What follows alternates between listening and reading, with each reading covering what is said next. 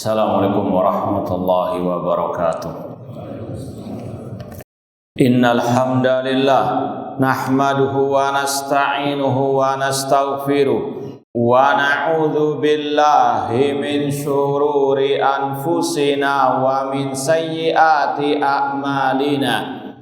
Man yahdihillahu fala mudhillalah wa man yudlil fala hadiyalah.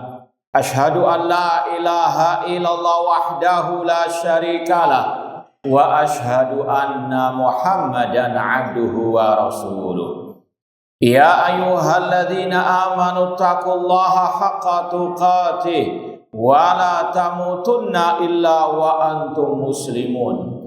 Ya ayyuhan nasu taqu rabbakumul ladzi khalaqakum min nafsin wahidah wa khalaqa minha zawjaha wa batsa minhuma rijalan katsiran wa nisaa wattaqullaha alladzi tasaaluna bihi wal arham innallaha kana 'alaikum raqiba.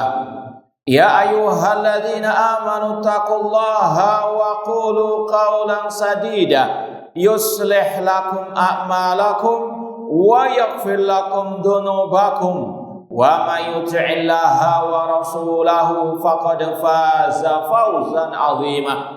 Amma ba'd, fa inna asdaqal hadits kitabullah wa khairal hadi hadi Muhammadin sallallahu alaihi wasallam wa syarrul umuri muhdatsatuha wa kullu muhdatsatin bid'ah wa kullu bid'atin dhalalah wa kullu dhalalatin finnar.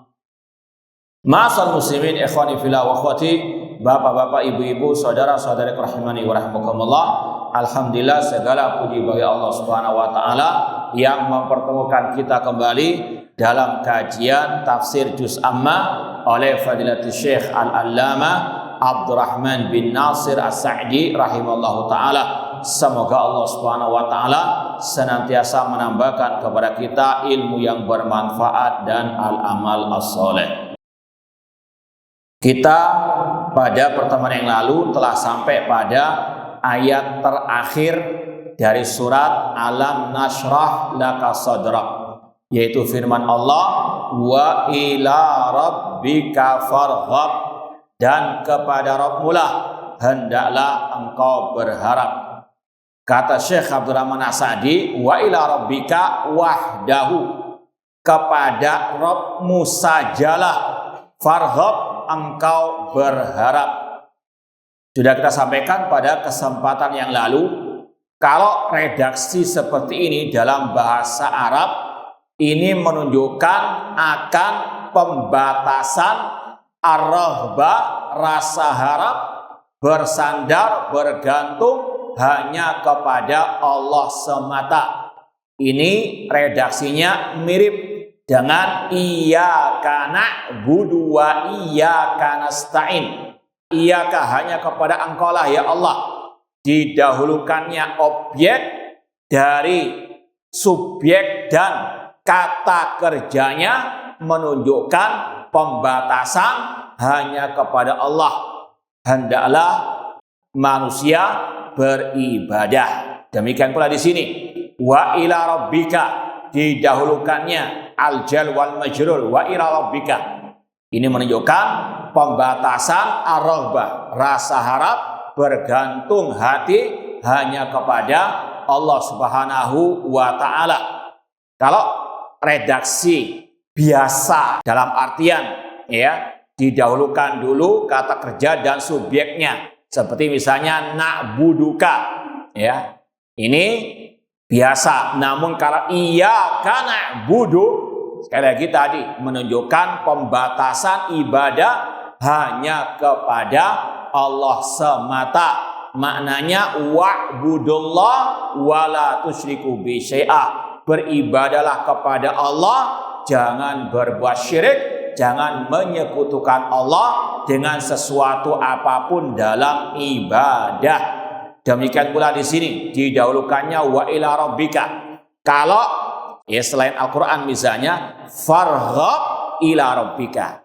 Ya farghab ila rabbika. Namun di sini didahulukan ila rabbika menunjukkan pembatasan ar-rahba, harapan, ketergantungan hati hanya kepada Allah semata. Atau ini juga dikatakan oleh para ulama perintah untuk bertauhid kepada Allah, mengesahkan Allah dalam ibadah. Dan ibadah luas maknanya, di antaranya ar-rahbah, rasa harap, ketergantungan hati, bersandar hati hanya kepada Allah semata. Dan ini pula yang juga kita pernah sampaikan dari surat Al-Kautsar. Inna a'tainakal kautsar. Sesungguhnya kami telah memberikan kepada engkau Nabi Muhammad Al-Kautsar, yaitu sungai di surga. Apa setelah itu? Fasalli li rabbika wanhar. Salatlah untuk Rabbmu dan sembelihlah untuk Rabbmu. Di antara makna bersyukur kepada Allah, mengesahkan Allah dalam ibadah. Di antara ibadah, salat, menyembelih hanya untuk Allah. Demikian pula rasa berharap hanya untuk Allah semata. Ma'asal muslimin ikhwani fillah wa akhwati rahimani wa rahimakumullah. Dan di antara makna yang tersirat dari ditutupnya surat Alam Nashrah Laka Sadrak dengan wa ila rabbika farghab, setelah disebutkan berbagai macam nikmat-nikmat dan keutamaan keistimewaan yang Allah berikan kepada Nabi Muhammad SAW, yaitu diantaranya bahwasanya tauhid merupakan kunci semua keutamaan tersebut. Ini secara asal untuk Nabi dan bagian yang utama untuk Nabi, namun juga bagi umat yang mau meraih keutamaan tersebut, meskipun tidak sama dengan haknya Nabi, bagiannya Nabi, namun umat Islam kalau mau meraih tadi keutamaan-keutamaan seperti alam nashrah laka sadrak, kalau mau dilapangkan dadanya, tidak sempit dadanya, maka kembali kepada wa ila rabbika farghab, kembali kepada at-tauhid.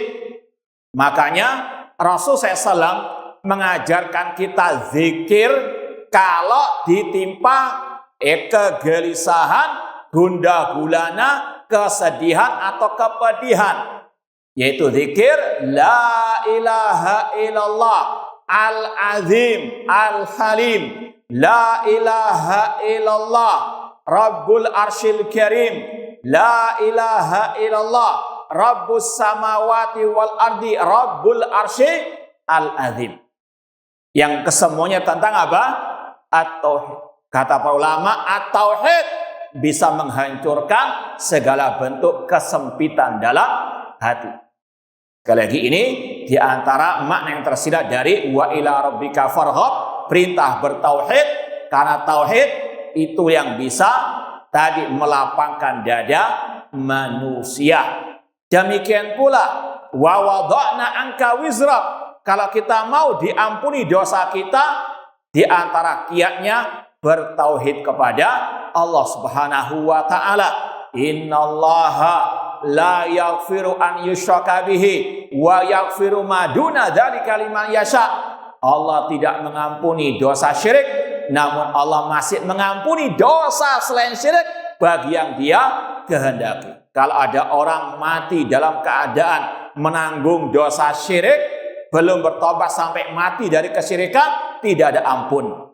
Namun kalau dia tidak berbuat syirik, meskipun berbuat dosa yang besar selain syirik, masih ada harapan diampuni. Alias dengan tauhid ada harapan manusia diampuni. Wa yaghfiru ma duna dzalika liman yasha. Dalam hadits qudsi Allah berfirman, ya ibna Adam, lau ataitani bi qurabil ardi khataya thumma lakitani la tusyrik bi syai'a la ataituka bi qurabiha maghfiratan. Kata Allah dalam hadits qudsi, wahai anak Adam, seandainya engkau mendatangi kepada hari kiamat dengan membawa dosa setumpuk bumi, namun engkau datang kepadaku tidak berbuat syirik, artinya di atas tauhid yang murni, aku akan mendatangimu dengan apa? Setumpuk bumi ampunan. Kalau mau diampuni dosanya, maka sekali lagi kembali kepada at-tauhid, wa ila rabbika farghab.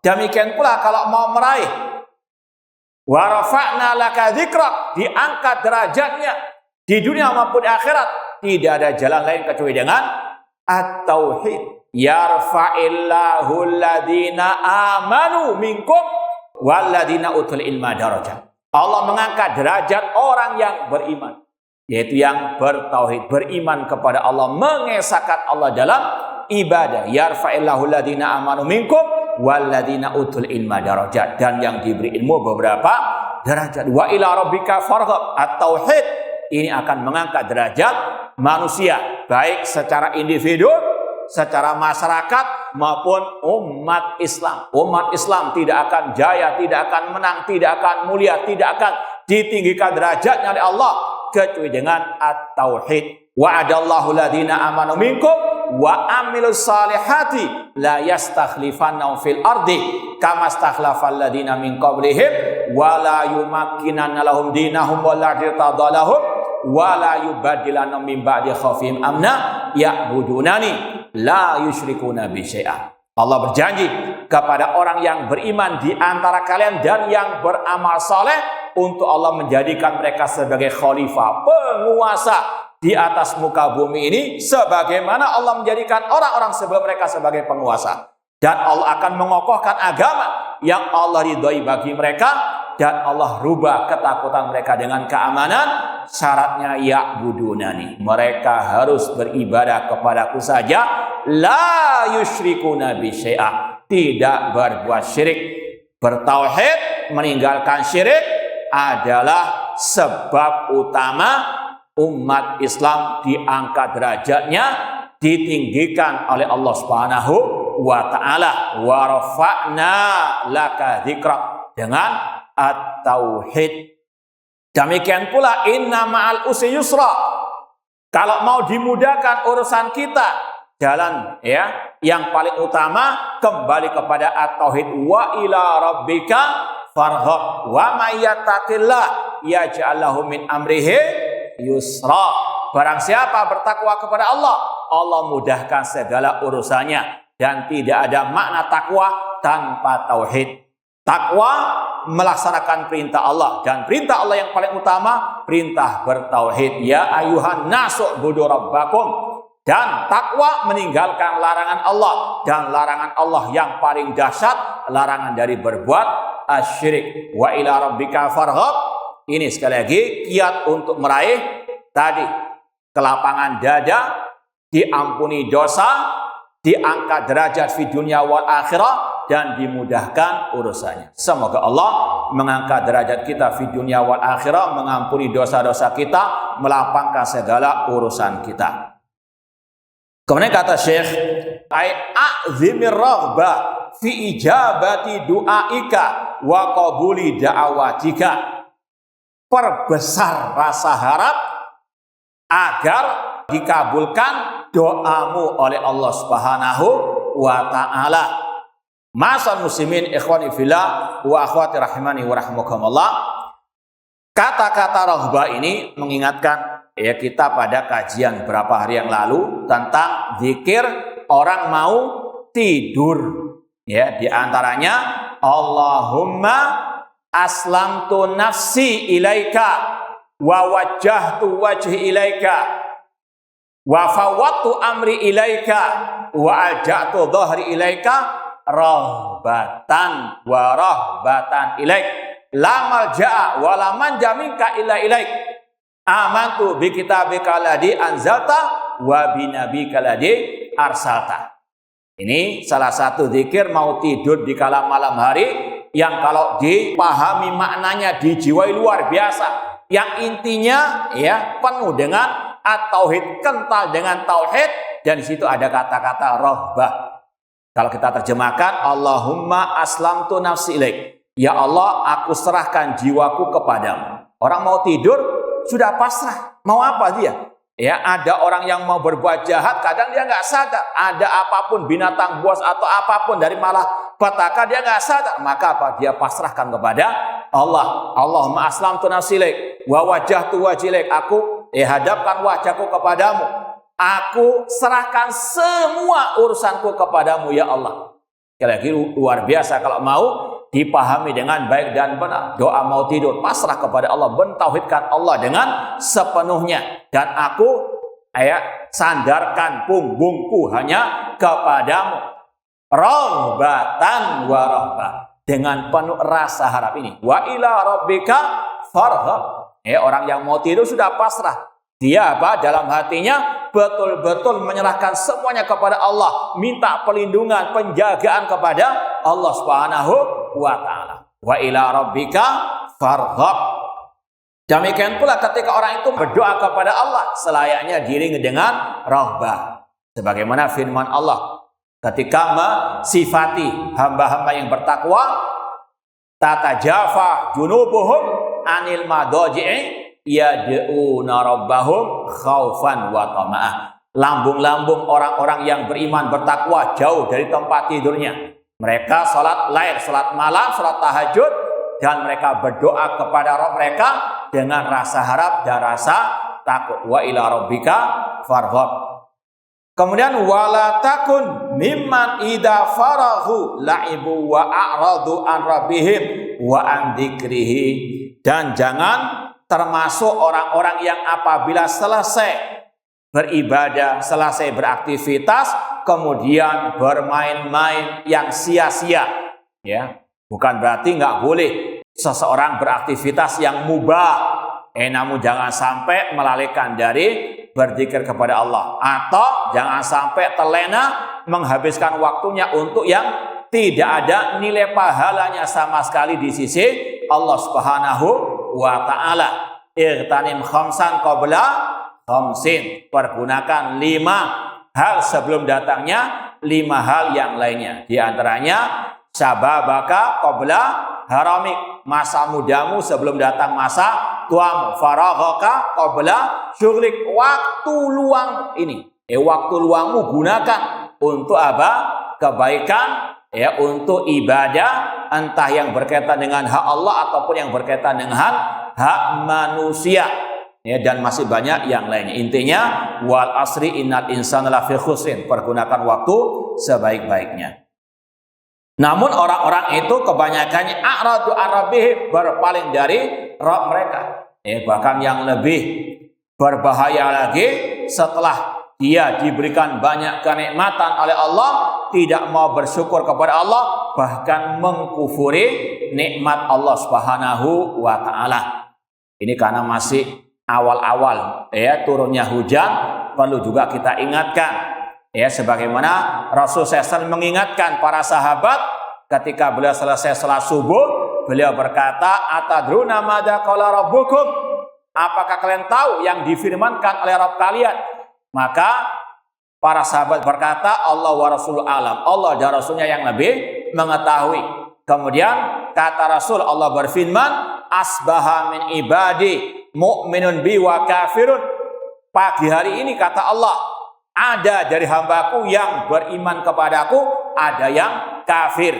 Fa amma man qala mutirna bi fadlillah wa rahmati. Adapun ketika selesai turun hujan, dia berucap, berzikir, mutirna, kami diberi hujan karena karunia dan rahmat dari Allah. Fadzaka mu'minun bi kafirun bil kaukab. Dialah yang beriman kepadaku, kafir kepada bintang-bintang. Ini salah satu bentuk bersyukur kepada Allah setelah turunnya hujan. Apalagi kita sudah merasakan bagaimana panasnya Surabaya beberapa saat yang lalu. Ini nikmat diberikan hujan, maka bersyukur. Di antara syukurnya apa? Mutirna bi fadlillahi wa rahmati. Berzikir kepada Allah, bersyukur kepada Allah, meneguhkan iman kepada Allah. Hujan turun karena karunia rahmat dari Allah Subhanahu wa ta'ala. Dan kata Allah lagi dalam lanjutan hadis qudsi ini, fa amma man qala mutirna binawi kada wa kada fadaka kafirun bi mu'minun bil kaukab. Adapun kalau ada orang yang mengatakan setelah turunnya hujan, kami diberi hujan oleh bintang ini dan bintang itu, maka dialah yang kafir kepadaku, beriman dengan bintang-bintang tersebut. Ya, sekali lagi, seorang muslim muslimah, mukmin mukminah yang sejati menyandarkan nikmat semuanya kepada Allah Subhanahu wa taala. Demikian pula di antara bersyukur akan adanya hujan, kita yakini yang menurunkan hujan, mengatur hujan, menghentikan hujan hanyalah Allah, bukan pawang hujan. Ya, barang siapa mempercayai pawang hujan bisa menghentikan hujan, seenaknya sendiri misalnya, atau yang mengatur turunnya hujan, ini sekali lagi sebagaimana kata Rasul tadi dalam hadits qudsi, Allah mengatakan dia kafir kepada Allah, beriman dengan pawang hujan tersebut. Allah berfirman dalam banyak ayat Quran, wa anzala minas sama'i ma'a, dialah Allah yang menurunkan hujan. Dan kita diajarkan zikir selesai salat, Allahumma la mani'a lima atait, ya Allah, tidak ada yang bisa mencegah apa yang Engkau beri. Ya, sekali lagi, ini salah satu bentuk bersyukur kepada Allah dengan mengokohkan tauhid kepada Allah dan menyandarkan semua nikmat kepada Allah, mengharapkan semuanya kepada Allah. Demikian pula seandainya hujan turun sangat lebat sekali, minta tolong kepada Allah. Allah yang bisa menghentikan hujan, Allah yang mengatur air hujan. Ya, sebagaimana kata Rasul, Allahumma hawalaina wala alaina. Ya Allah, turunkanlah hujan di sekeliling kami, jangan di atas. Minta kepada Allah. Tidak ada hujan, minta kepada Allah. Ketika hujan lebat, minta tolong kepada Allah. Angin bertiup kencang, minta kepada Allah. Allahumma inni as'aluka khairaha wa khaira ma ursilat bihi wa a'udzubika min syarriha wa syarri ma ursilat bihi. Sekali lagi, ini hati seorang muslim muslimah senantiasa bergantung hanya kepada Allah. Wa ila rabbika farghab. Ma'asal muslimin ikhwani fillah wa akhwati rahimani wa rahmakumullah. Kemudian kata Syekh, wa aradu ar-rabbihim wa an dzikrihi fatakun minal khasirin. Jangan sampai menjadi orang-orang yang lalai dari Rabb mereka, yaitu dari mentauhidkan Allah, mensyukuri nikmat Allah, berzikir kepada Allah, sehingga termasuk orang-orang yang merugi. Wa qad qila inna ma'na hada fa idza faraghta minas salati wa akmaltaha fansab fid du'a. Ada pula yang mentafsirkan ayat terakhir tadi dan juga sebelumnya, apabila engkau selesai salat, engkau telah menyempurnakan salat, maka bersungguh-sungguhlah dalam berdoa. Wa ila rabbika farghab fi su'ali matalibika. Wallahu ta'ala alam. Kalau kita kembali kepada sunnah Rasulullah SAW, kalau yang dimaksud di sini adalah zikir yang Rasul ajarkan, na'am. Dan dalam zikir itu ada bentuk apa? Doa, minta kepada Allah. Selesai salat, sebagaimana riwayat Thauban, pembantunya Rasul. Beliau mengatakan, kana Rasul SAW idza insarafa min salatihi istaghfara thalathan. Rasul SAW dahulu selesai salat, selesai salam, beliau langsung mengucapkan astaghfirullah, astaghfirullah, astaghfirullah. Kalau dimaksud di sini doa adalah mohon ampun kepada Allah, iya, itu termasuk sunnahnya Rasulullah SAW selesai salat. Kemudian kata Thauban, kemudian Rasul melanjutkan dengan mengatakan Allahumma antas salam wa minkas salam tabarakta dzal jalali wal ikram. Ya, artinya kalau yang dimaksud di sini adalah selesai salat kemudian berdoa, maksudnya beristighfar, karena istighfar adalah minta ampun kepada Allah, itu ada unsur zikir dan juga apa?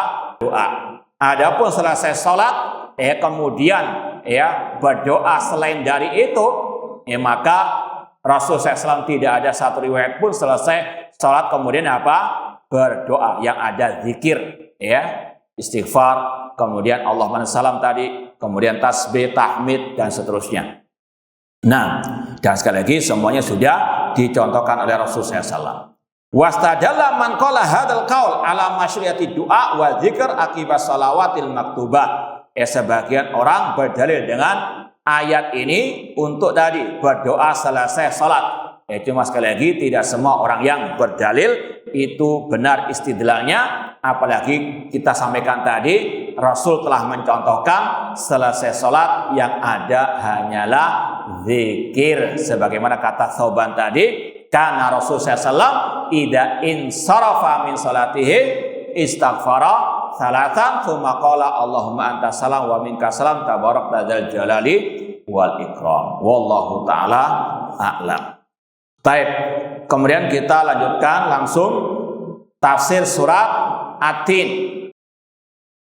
Wahya makiyatun, ya sama dengan sebelum-sebelumnya. Surat At-Tin, surat makiyah yang diturunkan sebelum hijrahnya Nabi ke kota Al-Madinah. Bismillahirrahmanirrahim. Watini wa zaitun, demi buah tin dan buah zaitun. Waturi sinin, dan demi bukit Tur. Wahadzal baladil amin, dan demi negeri yang aman, yaitu kota Mekah. Laqad khalaqnal insana fi ahsani taqwim. Sungguh kami telah menciptakan manusia dalam sebaik-baik bentuk. Ini 4 ayat dari surat At-Tin. Kita baca dulu tafsirnya. Kata Syekh Abdurrahman As-Sa'di rahimahullah, At-Tin huwa tinul ma'ruf. Yang dimaksud dengan At-Tin di sini adalah buah tin yang sudah ma'ruf. Ya, kalau masih belum paham juga browsing bagaimana bentuknya buah apa? At-Tin. Nah, ini buah yang sangat amat mulia karena sekali lagi dijadikan sumpah oleh Allah Subhanahu wa taala, dan sudah kita sampaikan Allah tidak bersumpah kecuali dengan yang mulia, yang sangat berharga. Ini buah yang sangat dimuliakan oleh Allah Subhanahu wa taala. Atin huwa tinul ma'ruf, Atin itu buah tin yang sudah dikenal. Wa kadzalika zaitun, demikian pula zaitun, yang dimaksud adalah buah zaitun yang sudah masyhur juga. Aksama bihataini syajaratain likathrati manafi'i syajarihima wa thamarihima. Allah bersumpah dengan 2 pohon tin dan pohon zaitun karena manfaat pohonnya dan juga buahnya. Ya, kalau buah tin itu kebanyakan kata ulama untuk dimakan. Ya, bahkan kalau mungkin antum sekarang beli mungkin nasi kayak nasi mandi itu kadang dicampuri juga dengan apa? Buah tin, dipotong-potong itu. Namun kalau zaitun kebanyakan dibuat minuman, entah kayak sari buahnya ataupun minyaknya untuk juga bisa minum untuk pengobatan. Dua-dua ini buah yang sangat dimuliakan oleh Allah Subhanahu wa taala karena banyak faedah manfaatnya. Wali anna sultanahuma fi ardi Syam mahallu nubuwwati Isa ibni Maryam alaihissalam. Dan ketika Allah bersumpah dengan 2 buah atau 2 pohon tadi, tin wa zaitun, ini ada isyarat kepada tempat yang banyak tumbuh 2 pohon tersebut, yaitu di negeri Asy-Syam, tepatnya di Palestina. Semoga Allah Subhanahu wa taala mengembalikannya kepada pangkuan kaum muslimin, dan semoga Allah menghancurkan orang-orang Yahudi dan antek-antek mereka. Ma'asal muslimin ikhwani fillah wa akhwati rahimani wa rahimakumullah. Sekali lagi kata para ulama, disebutkannya buah tin dan zaitun ini ada isyarat Allah juga bersumpah dengan tempat banyaknya tumbuh kedua pohon tersebut, yaitu di negeri Asy-Syam, yang Allah juga firmankan dalam awal surat Al-Isra, subhanalladzi asra bi 'abdihi lailan minal masjidil haram ilal masjidil aqsa alladzi barakna haulahu, yang kami barokahi sekitar Masjidil Aqsa, yaitu negeri Asy-Syam. Bahkan Rasul juga pernah mendoakan, Allahumma barik lana fi Syamina, ya Allah berkahilah negeri Syam kami. Dan di situ ada sejarah tempat ya, diangkatnya Nabi Isa alaihissalam sebagai nabi. Ya, nanti akan ada segi persamaannya dengan dua ayat selanjutnya ini. Kemudian Allah bersumpah dengan waturi sinin, dan demi bukit Tur. Ini sudah kita sering sampaikan, Allah bersumpah dengan apa saja yang Dia kehendaki. Allah bersumpah dengan makhluk-makhluknya. Ini kekhususan Allah. Allah fa'alul lima yurid. Adapun seorang hamba muslim muslimah tidak boleh bersumpah kecuali dengan menyebut nama Allah. Rasul mengatakan, man kana halifan falyahlif billah aw liyasmut. Barang siapa yang ingin bersumpah, bersumpahlah dengan menyebut nama Allah.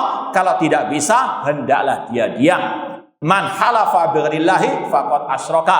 Barang siapa bersumpah dengan selain nama Allah, maka dia berbuat syirik. Ya, sekali lagi, Allah bersumpah dengan apa yang Dia kehendaki dari makhluk-makhluknya. Adapun makhluk, hamba tidak boleh bersumpah kecuali dengan menyebut nama Allah. Allah bersumpah dengan Bukit Tur, mahallu nubuwati Musa alaihissalam, tempat di mana Allah mengangkat Nabi Musa sebagai nabi.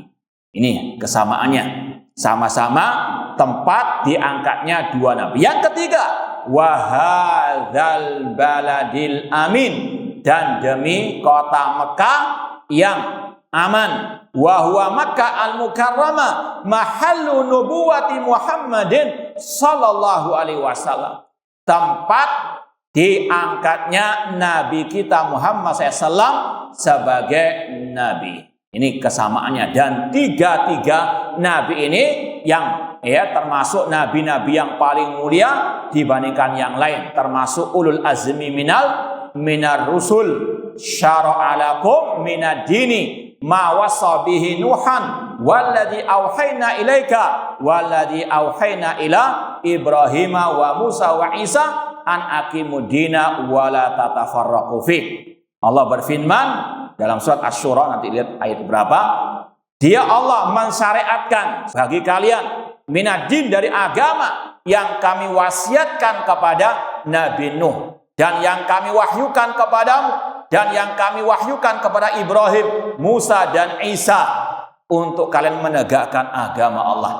Kata Imam Ibnu Katsir dalam tafsir ayat ini, surat Asy-Syura ini, beliau mengatakan, tiga-tiga nabi ini disyariatkan, diperintahkan untuk mengesahkan Allah dan mendakwakan at-tauhid. Nabi Isa alaihissalam, beliau tidak pernah menyuruh umatnya mengibadahinya, tidak.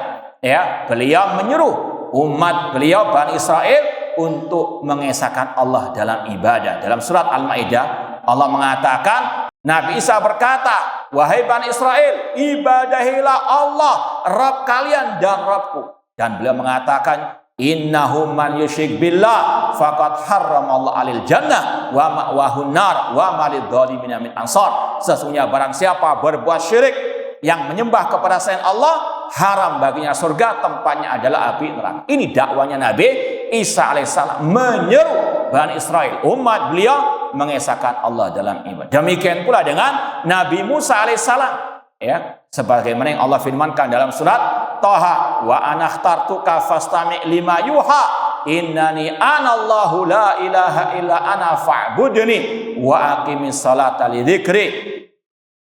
Kata Allah ketika mewahyukan kepada Nabi Musa, sesungguhnya aku, yaitu Allah, la ilaha illa ana, tidak ada sembahan yang hak kecuali aku, maka ibadahilah. Ini dakwanya Nabi Musa alaihissalam. Demikian pula dengan dakwah Nabi kita Muhammad SAW 10 tahun pertama di kota Mekah, hanya tentang la ilaha illallah, tidak ada yang berhak disembah dengan hak kecuali Allah Subhanahu wa ta'ala. Dan ini semua dakwah para nabi, para rasul, prioritas utamanya dakwah yang pertama dan yang utama, dakwah kepada tauhid dan melarang dari kesyirikan. Sekali lagi, 3 ayat pertama surat At-Tin, Allah bersumpah dengan 3 tempat yang dimuliakan oleh Allah Subhanahu wa taala, tempat di mana 3 ulul azmi minar rusul diangkat menjadi nabi. Wa hadzal baladil amin, wa huwa Makkah al-Mukarramah.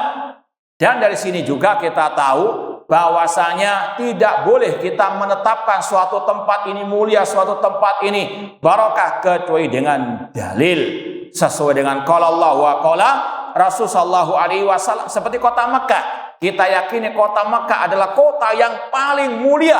Ahabbul buqa ilallah, ya Mekah sebaik-baiknya kota di sisi Allah, kota Mekah. Sampai Rasul mengatakan, innaki la ahabbul buqa ilallah, engkau adalah ya tempat kota yang paling dicintai oleh Allah Subhanahu wa taala, ya tempat diangkatnya Nabi Muhammad SAW sebagai nabi. Fa aqsama ta'ala bihadil mawadi al muqaddasah, ya Allah bersumpah dengan 3 tempat yang suci tersebut. Ya, sekali lagi tidak boleh ya mengatakan ini tempat yang barokah ataupun tempat yang suci kecuali dengan dalil.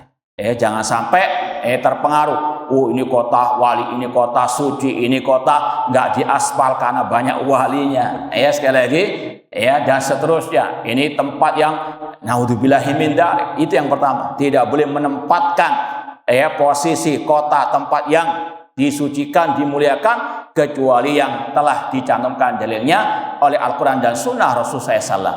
Itu pun bukan berarti kalau kita sudah tahu kota Mekah kota yang suci, bukan berarti ngalah berkah dengan mengambil pasirnya dibawa pulang ke Indonesia, ngambil kerikilnya atau apa, bukan. Namun dengan apa? Beribadah kepada Allah sesuai dengan sunnah Rasulullah SAW, maka akan dilipat gandakan pahalanya oleh Allah Subhanahu wa taala. Kota yang suci harus betul-betul seorang itu mensucikan jiwanya dari segala bentuk kesyirikan, kebid'ahan ataupun kemaksiatan. Allati ikhtaraha wa bta'atha minha afdhalal anbiya wa asyrafahum. 3 tempat ini disucikan oleh Allah, dipilih sebagai tempat diangkatnya nabi-nabi yang mulia, Nabi Isa, Nabi Musa, Nabi Muhammad SAW yang sudah kita sampaikan tadi, termasuk ulul azmi mina ar-rusul. Taib, insyaallah kita lanjutkan pada pertemuan yang akan datang. Kurang lebihnya mohon maaf. Wa jazakumullahu khairan. Aqulu qouli hadza wa akhiru da'wana anil hamdulillahi rabbil alamin. Wassalamualaikum warahmatullahi wabarakatuh.